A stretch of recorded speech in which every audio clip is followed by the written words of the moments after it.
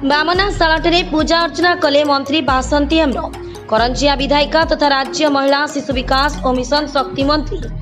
बासंती हेम्रम को उपरे BJD supremo नवीन पट्टनायक पुनः आस्था प्रकट करी दलीय टिकेट प्रदान करिबा परे से आज सकाळ प्राय 11 घटिका समय करंजिया स्थित ऐतिहासिक बामनाशालाठे पहुंची पूजा अर्चना करी आशीष भिक्षा करिसेंती।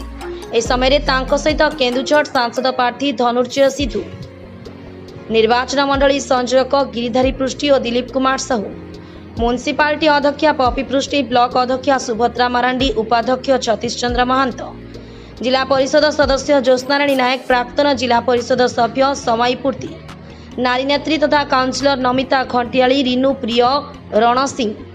अनिता चतार, भावग्राही महंत, जिला छात्र सभापति अनिश मान्ना, निर्वाचन मंडली युव सभापति रोहित पृष्टि, जिला संपादक महेश्वर नायक प्रमुख उपस्थित।